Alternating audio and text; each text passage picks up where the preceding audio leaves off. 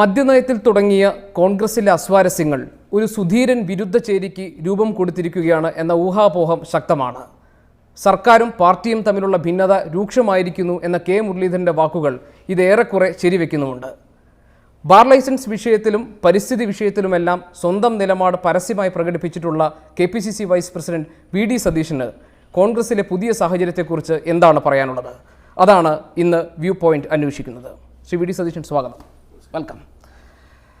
താങ്കൾ ഈ അടുത്ത കാലത്ത് ഒരു സ്വകാര്യ ടെലിവിഷൻ ചാനലിൽ നൽകിയ അഭിമുഖത്തിൽ പറഞ്ഞു, താങ്കൾ വ്യക്തിപരമായി ഇപ്പോഴത്തെ സർക്കാരിൻ്റെ മെല്ലെപ്പോക്ക് നയത്തിൽ വളരെ വലിയ നിരാശയിലാണ്.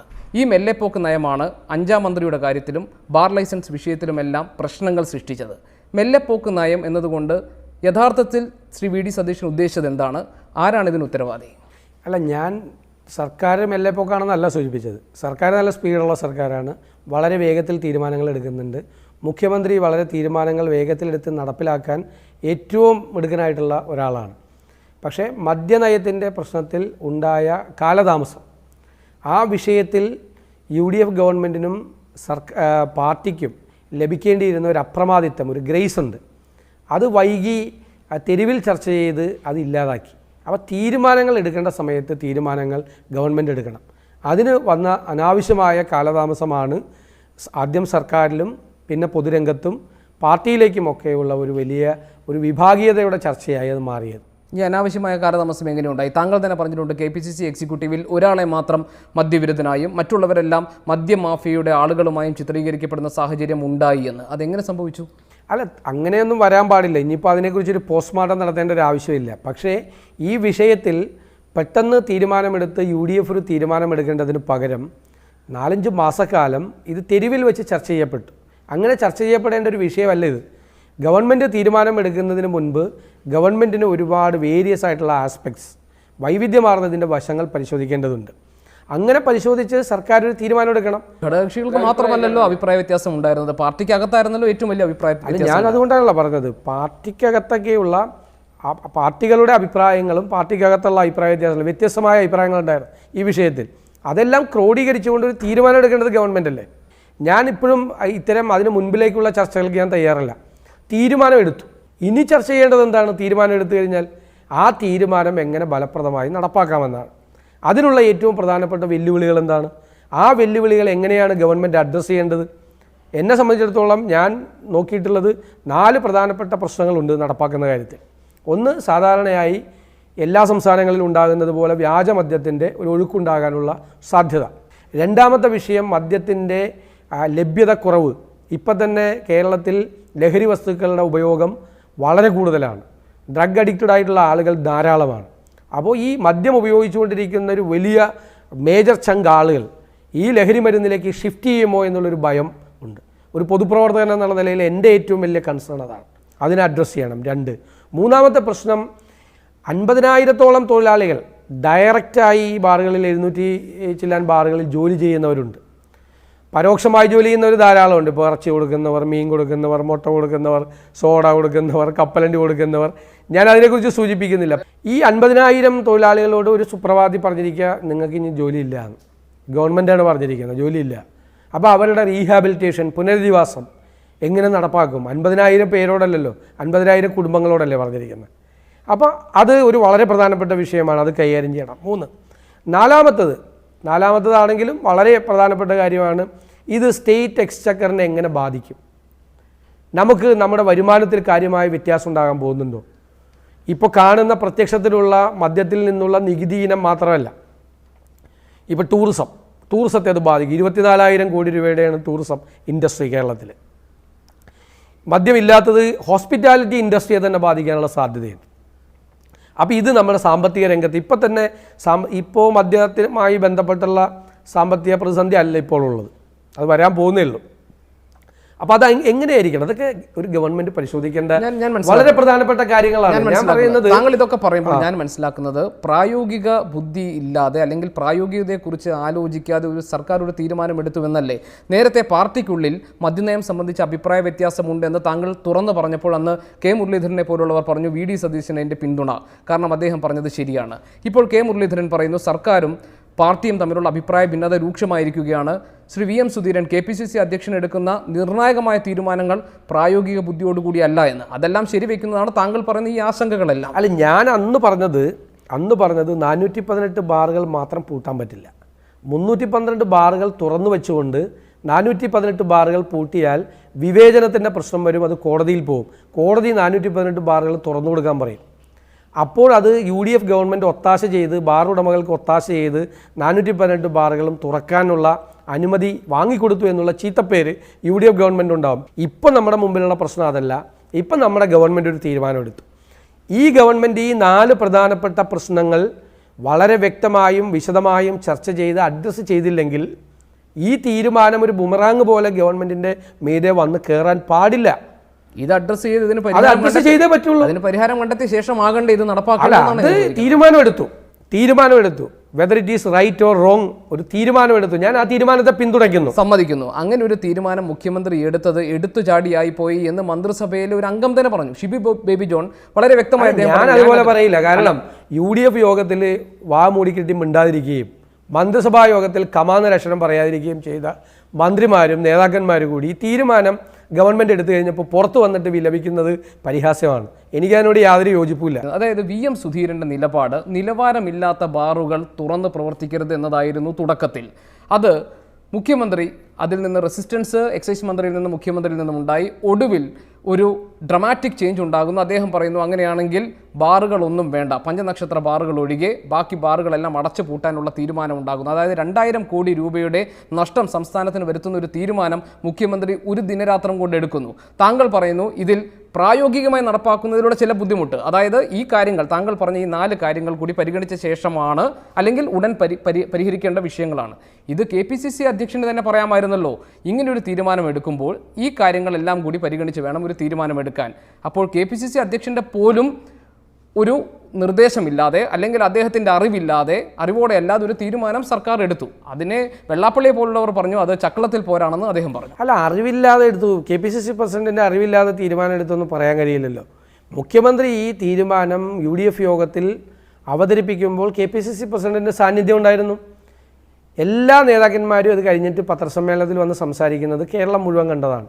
KPCC പ്രസിഡന്റ് അടക്കമുള്ള മുസ്ലിം ലീഗ് നേതാവ് കുഞ്ഞാലിക്കുട്ടി സാഹിബ്, KM മാണി സാർ ഉൾപ്പെടെയുള്ള മുഴുവൻ UDF നേതാക്കന്മാരും ആ UDF തീരുമാനത്തെ ഏകകണ്ഠമായി പിന്തുണച്ചു.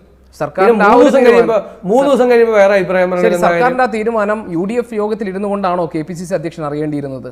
അല്ല, KPCC അധ്യക്ഷന് അപ്പോൾ വിമർശിക്കാനോ ആ തീരുമാനം വേണ്ട എന്ന് പറയാനോ ഒക്കെയുള്ള സ്വാതന്ത്ര്യമുണ്ട്. പക്ഷെ അദ്ദേഹം ഇതിനെ പൂർണ്ണമായി അന്നും ഇന്നും പിന്തുണയ്ക്കുകയാണ്. അപ്പോൾ ആ അഭിപ്രായ വ്യത്യാസത്തിനെ പ്രസൂതിക്കുന്നില്ലല്ലോ.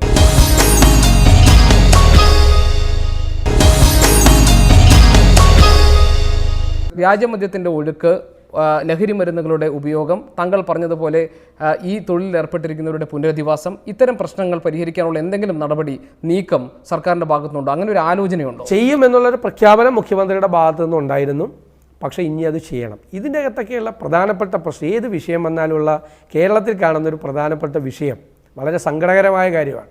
മനസ്സിൽ ഒന്ന് വയ്ക്കുകയും പുറത്ത് വേറൊന്നും പറയുകയും ചെയ്യുന്ന ആളുകളുടെ എണ്ണം വല്ലാതെ വർദ്ധിക്കുകയാണ്. ഹിപ്പോക്രസിക്ക് കൈയും കാലും വെച്ച ആളുകൾ അങ്ങനെയുള്ളവർ കേരളത്തിൽ. അങ്ങനെയുള്ളവർ മന്ത്രിസഭയിലും പാർട്ടിയിലും ഒക്കെയുണ്ട്. ഞാൻ അതൊന്നും പറയുന്നില്ല. ഞാൻ മൊത്തത്തിലുള്ള എൻ്റെ പൊതുവായ ഒരു അഭിപ്രായം, ഷിബു ബേബി ജോണിനെ കുറിച്ചോ ഏതെങ്കിലും ഒരു വ്യക്തിയെ കുറിച്ചോ എൻ്റെ പൊതുവായ അഭിപ്രായമാണ്. എനിക്കതിന് വളരെ ഇതുണ്ട്. കാരണം ഉള്ളിലൊന്ന് വെച്ച് പുറത്തു പറയാം. ഇപ്പോൾ ഏറ്റവും രസകരമായ കാര്യമുണ്ട്, എല്ലാവരും പറയാണ് മദ്യത്തിൽ നിന്നുള്ള വരുമാനം ഒരു പ്രശ്നമല്ല, അതിൻ്റെ ഒന്നും കാര്യമില്ല, മദ്യത്തിൽ നിന്നുള്ള വരുമാനം വേണ്ടാന്ന് വയ്ക്കാൻ തയ്യാറാണ് എന്നിവിടെ ഒരുപാട് പ്രഖ്യാപനങ്ങൾ നടത്തി. ഒരുപാട് പേര് പറഞ്ഞു, ഞാൻ പറഞ്ഞു, എല്ലാവരും മുഖ്യമന്ത്രി അടക്കമുള്ളവർ പറഞ്ഞു. എന്നിട്ട് അവസാനം സംസ്ഥാന സർക്കാർ ഓടിയെടുത്ത് ഒരു സാമ്പത്തിക പ്രതിസന്ധിയിലായപ്പോൾ ഈ വരുമാനം വർദ്ധിപ്പിക്കാൻ വേണ്ടി എവിടെയാണ് ആദ്യം കയറി പിടിച്ചത്? ഈ മദ്യത്തിൽ നിന്നല്ലേ മെജോറിറ്റി പൈസ, അതിൻ്റെ അകത്തുള്ള ഭൂരിപക്ഷം തുക ഉണ്ടാക്കിയത്. ആ മദ്യത്തിൽ ഇതൊക്കെ നമ്മൾ ഒരു വശത്ത് നമ്മൾ സംസാരിക്കുകയാണ്. ഉറക്കെ വിളിച്ച് പുരപ്പുറത്ത് കയറി നിന്ന് നമ്മൾ വിളിച്ചു പറയുകയാണ്, നമുക്ക് മദ്യത്തിൽ നിന്ന് ഒരു പൈസയും വേണ്ട, ആ പൈസ പൂർണ്ണമായി ഉപേക്ഷിക്കാൻ തയ്യാറാണ്. അപ്പം നല്ല കയ്യടിയാണ് എല്ലാവരും. അല്ല, ഞാൻ പറയുന്ന കേൾക്ക് എല്ലാ ഭാഗത്തു നിന്നും നല്ല കയ്യടിയാണ്. ഈ ഹിപ്പോക്രസി ഇതെല്ലാം പറഞ്ഞിട്ട് അതിൻ്റെ ഈ പത്രത്താളുകളെല്ലാം മഷി ഉണങ്ങുന്നതിന് മുമ്പ് സംസ്ഥാനത്ത് സാമ്പത്തിക പ്രതിസന്ധി വന്നപ്പോൾ കഴുത്തിന് പിടിച്ചിരിക്കുന്നത് മദ്യ വ്യവസായത്തെ തന്നെയാണ്. മനസ്സിലുള്ള അവിടെ നിന്നുള്ള പൈസ തന്നെയാണ് വേണ്ടത്. മനസ്സിൽ ഒന്ന് വെച്ച് പുറത്ത് മറ്റൊന്ന് പറയുന്ന ഈ ഹിപ്പോക്രസി ഉള്ള ആളാണ് സംസ്ഥാന മുഖ്യമന്ത്രി ഉമ്മൻചാണ്ടി എന്നാണ് താങ്കൾ പറയുന്നത്. അക്കൂട്ടത്തിൽ ഒരാളാണ്. ഞാൻ അതൊന്നും പറഞ്ഞില്ല. ഞാൻ പൊതുവായി കേരളത്തിൽ ഹിപ്പോക്രാറ്റുകളുടെ എണ്ണം രാഷ്ട്രീയ രംഗത്തും പൊതുരംഗത്തും സാംസ്കാരിക രംഗത്തും ഉൾപ്പെടെ നന്നായി വർദ്ധിച്ചു വരുന്നു എന്നാണ് പറഞ്ഞത്. ശ്രീ വി ഡി സതീശൻ, നമ്മൾ ഇന്റർവ്യൂയുടെ ഫോക്കസിലേക്ക് വരികയാണ്. താങ്കളെ എനിക്ക് വ്യക്തിപരമായി അറിയാം. നമ്മൾ ഇതിനു മുൻപ് പലതവണ അഭിമുഖത്തിൽ ഇരുന്നിട്ടുള്ള അല്ലാതെയും സംസാരിച്ചിട്ടുള്ളതാണ്. നിലപാടുകൾ വളരെ വ്യക്തമായി പറയാൻ കഴിവുള്ള ആർജവമുള്ള ഒരാളാണ് താങ്കൾ തുറന്നു പറയൂ, ഹിപ്പോക്രസി ഉണ്ട് എന്ന് താങ്കൾ ഉദ്ദേശിച്ചത് ആരെയാണ്? അത് ഉമ്മൻചാണ്ടിയാണോ, അതോ VM സുധീരനാണോ, അല്ലെങ്കിൽ താങ്കൾ ഉമ്മൻചാണ്ടിയുടെ മന്ത്രിസഭയിലെ അംഗങ്ങളാണോ? അത് തുറന്നു പറയാൻ എവിടെയാണ് താങ്കൾക്ക്? ഞാൻ പറഞ്ഞല്ലോ, മനസ്സിലൊന്ന് വിചാരിക്കുകയും പുറത്ത് വേറൊന്ന് പറയുകയും ചെയ്യുന്ന ആരെല്ലാം ഇവിടെ ഉണ്ട് അവരെല്ലാം ഇതിനകത്ത് പെടും. ഞാനെന്തിനാ ആരെങ്കിലും ചൂണ്ടിക്കാണിച്ച് തൊട്ട് കാണിക്കേണ്ട ആവശ്യമില്ലല്ലോ. ജനങ്ങൾക്കറിയാമല്ലോ മനസ്സിലൊന്ന് വെച്ചിട്ട് പുറത്തു പറയുന്ന ആളുകൾ. സർക്കാരും പാർട്ടിയും തമ്മിലുള്ള അഭിപ്രായ ഭിന്നത മുരളീധരൻ പറയുന്നത് പോലെ രൂക്ഷമാണോ ഇപ്പോൾ? അല്ല, സർക്കാരും പാർട്ടിയും തമ്മിൽ അഭിപ്രായ വ്യത്യാസമുണ്ട് എന്നുള്ളൊരു ആക്ഷേപം KPCC എക്സിക്യൂട്ടീവിൽ തന്നെ ആളുകൾ ഉന്നയിച്ചിരുന്നു. അപ്പം ഞങ്ങളെല്ലാം ആവശ്യപ്പെടുന്നതും പാർട്ടിയും സർക്കാരും തമ്മിൽ സമാന്തരമായി സഞ്ചരിക്കാൻ പാടില്ല. രണ്ടും ഒരേ വഴി പോകേണ്ട ആളുകളാണ്. ഗവൺമെൻറ്റിന് നയപരമായ മാർഗനിർദ്ദേശം നൽകേണ്ട ഉത്തരവാദിത്തം പാർട്ടിക്കുണ്ട് നയപരമായ കാര്യങ്ങളിൽ. അതേ അവസരത്തിൽ സർക്കാരിൻ്റെ ദൈനംദിന കാര്യങ്ങളിൽ ഇടപെട്ടുകൊണ്ട് എല്ലാ കാര്യങ്ങളിലും അഭിപ്രായം പറഞ്ഞുകൊണ്ട് എല്ലാ കാര്യങ്ങളിലും ഇടപെടൽ നടത്തേണ്ടത് പാർട്ടിയുടെ ജോലിയാണ് എന്ന് ഞാൻ വിശ്വസിക്കുന്നില്ല. എല്ലാ കാര്യങ്ങളും ഒരു ഗവൺമെൻറ്റിന് നല്ലത് മാത്രം ചെയ്യാൻ പറ്റില്ല. അത് പ്രിയങ്കരമായ കാര്യങ്ങൾ മാത്രം ചെയ്യാൻ പറ്റില്ല. പല ഗവൺമെൻറ്റുകൾക്കും അപ്രിയങ്ങളായ കാര്യങ്ങൾ ചെയ്യേണ്ടി വരും. സംസ്ഥാനത്തൊരു സാമ്പത്തിക പ്രതിസന്ധി വന്നാൽ വിഭവ സമാഹരണം നടത്തേണ്ടി വരും, നികുതി വർദ്ധിപ്പിക്കേണ്ടി വരും. നികുതി വർദ്ധിപ്പിക്കുമ്പോൾ പ്രിയങ്കരമായ തീരുമാനം ആവില്ലല്ലോ നികുതി വർദ്ധിപ്പിക്കുന്നത്. ആർക്കെങ്കിലും ഇഷ്ടമാവോ? ഗോപികൃഷ്ണൻ ഇഷ്ടമാവോ നികുതി വർദ്ധിപ്പിക്കുന്നത്? എനിക്കിഷ്ടമാവോ നികുതി വർദ്ധിപ്പിക്കുന്നത്? കാരണം നമ്മുടെ പോക്കറ്റിൽ നിന്നാണ് നികുതി വർദ്ധിപ്പിക്കുമ്പോൾ പണം പോകുന്നത്. അപ്പോൾ കമ്പൾഷൻസ് ഓഫ് ഗവേണൻസ് എന്ന് പറയുന്നത് പ്രധാനപ്പെട്ട ഒന്നാണ്. ഈ പ്രിയങ്കരങ്ങളായ തീരുമാനങ്ങൾ എപ്പോഴും സർക്കാരിന് എടുക്കാൻ കഴിയില്ല എന്ന താങ്കളുടെ വാദത്തെ ഞാൻ അംഗീകരിക്കുന്നു. അതേസമയം നൈതികമായി, ധാർമ്മികമായി, അതല്ലെങ്കിൽ ജനാധിപത്യ രീതിയിൽ ആണല്ലോ ഒരു സർക്കാർ പ്രവർത്തിക്കേണ്ടത്. അക്കാര്യത്തിൽ ശ്രീ വി ഡി സതീശന് സംശയമില്ലല്ലോ. അധിക നികുതി വർധനവ് എന്ന തീരുമാനം സർക്കാർ എടുക്കുമ്പോൾ സ്വാഭാവികമായും അത് നിയമസഭയിൽ കൊണ്ടുവരണമായിരുന്നു, അവിടെ ചർച്ച ചെയ്യണമായിരുന്നു. അതൊരു ഓർഡിനൻസിലൂടെ കൊണ്ടുവരുമ്പോൾ എന്താണ് സർക്കാരിൻ്റെ ഉദ്ദേശം എന്ന കാര്യത്തിൽ സംശയം ഒന്ന്. രണ്ടാമത്, KPCCയുടെ അറിവോട് കൂടിയാണോ ഈ അധിക നികുതി വർധനവ് എന്ന തീരുമാനത്തിലേക്ക് സർക്കാർ എത്തിയത്? അധിക നികുതി വർദ്ധിപ്പിക്കാൻ വേണ്ടിയിട്ട് KPCCയുടെ സമ്മതം ആവശ്യമില്ല ഗവൺമെൻറ്റിന്. ഗവൺമെൻറ് ഒരു ക്രൈസിസിലെത്തിയിരിക്കുന്നു, എമർജൻസിയാണ്, സാമ്പത്തിക പ്രതിസന്ധി, ഓവർ ഡ്രാഫ്റ്റ് എടുക്കേണ്ടി വന്നു. ഇപ്പോൾ മുഖ്യമന്ത്രിയും ധനകാര്യമന്ത്രിയും പറഞ്ഞ സാമ്പത്തിക പ്രതിസന്ധി ഇല്ലയെന്ന്. അപ്പം ഞാൻ സാമ്പത്തിക പ്രതിസന്ധി ഉണ്ടെന്ന് പറയുന്ന കാര്യമില്ല. അതുകൊണ്ട് ഞാൻ നേരത്തെ പറഞ്ഞു സാമ്പത്തിക ഞെരുക്കം എന്നുള്ള വാക്ക് ഉപയോഗിച്ചാൽ മതി. സാമ്പത്തിക ഞെരുക്കം സംസ്ഥാനത്തുണ്ട്, അതിൻ്റെ കാരണങ്ങൾ വേറെ ഉണ്ട്, ഞാൻ അതിലേക്ക് വരാം. പക്ഷേ ഉണ്ട്. അപ്പോൾ അത് അടിയന്തരമായി എടുക്കേണ്ട ഒരു തീരുമാനമാണ്. അടിയന്തരമായി തീരുമാനമെടുക്കുമ്പോൾ നിയമസഭ സമ്മേളിക്കാത്ത അവസരത്തിന് ഇറക്കാൻ വേണ്ടി ഭരണഘടനാപരമായ പ്രൊവിഷനാണ് ഓർഡിനൻസ് ഇറക്കാൻ. അടിയന്തരമായി പണം വേണം, അപ്പോൾ പെട്ടെന്ന് വെക്കണം. നിയമസഭ നോട്ടീസ് കൊടുത്ത് വിളിച്ചുകൂട്ടി ബില്ല് കൊണ്ടുവന്ന്, ഫിനാൻസ് ബില്ല് കൊണ്ടുവന്ന് രണ്ടാമത് അവതരിപ്പിക്കുമ്പോൾ അത് പിന്നെ ബില്ലായി പോയി ഗവർണറുടെ നിന്ന് അനുമതി കിട്ടി വരുമ്പോഴേക്കും ഉണ്ടാകുന്ന കാലതാമസമുണ്ട്. അത്തരം അടിയന്തര ഘട്ടങ്ങൾ അഡ്രസ്സ് ചെയ്യുന്നതിന് വേണ്ടിയിട്ടാണ് ഭരണഘടനയിൽ ഓർഡിനൻസ് ഇറക്കാനുള്ള പ്രൊവിഷൻ. ആ പ്രൊവിഷൻ അനുസരിച്ച് ഗവൺമെൻറ് ഓർഡിനൻസ് ഇറക്കുന്നു, ആ തീരുമാനമെടുക്കുന്നു, ആ തീരുമാനവുമായിട്ട് മുന്നോട്ട് പോകുന്നു. KPCC സർക്കാർ ഏകോപന സമിതി യോഗത്തിൽ ചർച്ച ചെയ്യേണ്ടതായിരുന്നില്ലേ ഇത്? അല്ല, അതിൻ്റെ ഒന്നും ആവശ്യമില്ല. ഇതൊക്കെ ഒരു അടിയന്തര ഘട്ടത്തിൽ ഗവൺമെൻറ്റിന് അതിനുള്ള പവറുണ്ട്. ഗവൺമെൻറ് ആ അടിയന്തര ഘട്ടം കൈകാര്യം ചെയ്യുക. മുന്നണിയാണ്, കോൺഗ്രസ് മാത്രമല്ല ഭരിക്കുന്നത്, മുന്നണിയാണ്. ധനകാര്യ വകുപ്പ് കൈകാര്യം ചെയ്യുന്നത് ശ്രീ KM മാണിയാണ്. അദ്ദേഹത്തിൻ്റെ ധനകാര്യ വകുപ്പിൽ നിന്നും ആ ധനകാര്യ പ്രതിസന്ധിയെ സംബന്ധിച്ചിട്ടുള്ള റിപ്പോർട്ട് ക്യാബിനറ്റിൽ വന്നു. ക്യാബിനറ്റ് അത് വളരെ വിശദമായി ചർച്ച ചെയ്തു. റിസോഴ്സ് മൊബിലൈസ് ചെയ്യാൻ വേണ്ടിയിട്ടുള്ള നിർദ്ദേശങ്ങൾ ധനവകുപ്പിൽ നിന്നും വിവിധ വകുപ്പുകളിൽ നിന്നും സ്വീകരിച്ചു. കൺസേൺഡ് ആയിട്ടുള്ള വകുപ്പുകളായിട്ട് ഇപ്പോൾ വെള്ളക്കരം കൂട്ടാൻ ഇറിഗേഷൻ ഡിപ്പാർട്ട്മെൻറ്റ്, വാട്ടർ റിസോഴ്സസ് ഡിപ്പാർട്ട്മെൻറ്റുമായി സംസാരിക്കും, എക്സൈസ് ഡിപ്പാർട്ട്മെൻറ്റുമായി മറ്റു കാര്യങ്ങൾ സംസാരിക്കും. ആ ഒരു